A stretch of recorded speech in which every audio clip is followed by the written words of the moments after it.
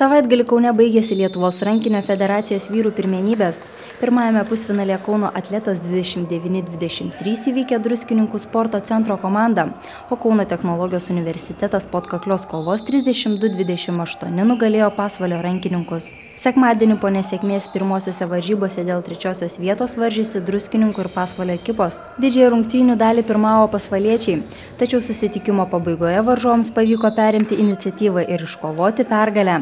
Galutinis rungtynių rezultatas 33-30 lėmė, jog druskininkiečiai iškovojo pirmenybių bronzos medalius.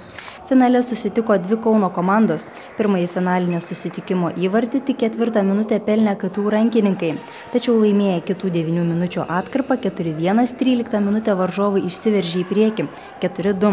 Rungtynės vyko labai nerezultatyviai ir komandos labiausiai rūpinosi gynybą. Po kelių sėkmingų atakų technologai pirmavo 6-4, bet per kitas 9 minutės atleto rankininkai spurtuoja 5-1 ir 25 minutę vėl išsiveržė į priekį 9-7. Vis dėlto kėlinį sėkmingiau sužaidžia KTU studentai ir išlygina rezultatą 10-10. Sužaidus 10 minučių antrajame kėlinyje Kauno technologijos universiteto rankininkai išsiveržė į priekį 13-12, bet tada varžovai sugeba pakeisti rungtynių eigą, perimti iniciatyvą ir išsiveržti į priekį 16-14, bet tai buvo viskas. Per likusias 10 minučių įvarčius pelnė tik KTU rankininkai ir iškovojo pačią svarbiausią pergalę šiame sezone.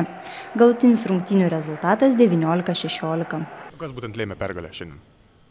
Komandos darbas gynyboje, nebijau to pasakyti. Ir aišku, Karolis Jankauskas. O šiaip, visi įnešė, ar kurie sėdėjo, nežaidė, ar kurie žaidė ir įmetė įvarčius, visi įnešė kažkokį indėlį. Vienas moralinį, kitas fizinį, kitas protinį, bet koks pliusas to ir sirgaliai, visi, kas palaikė, visi buvo vien tik pliusinės emocijos. Viskas buvo labai smagu ir gražu į tai žiūrėti. Kaip dabar švęsit? Važiuojam apdovanoti kapitoną, kadangi jo vakar vestuvės buvo. O ką reiškia šis kaklaraištis ant visko? Trumpa istorija. Šį kaklaraištį, trumpa istorija, pirmos čempionato rungtynės šių metų, jau pernai metais, spalio mėnesį Vilniuje. Vyrai padovanojo man gimtadienio progą.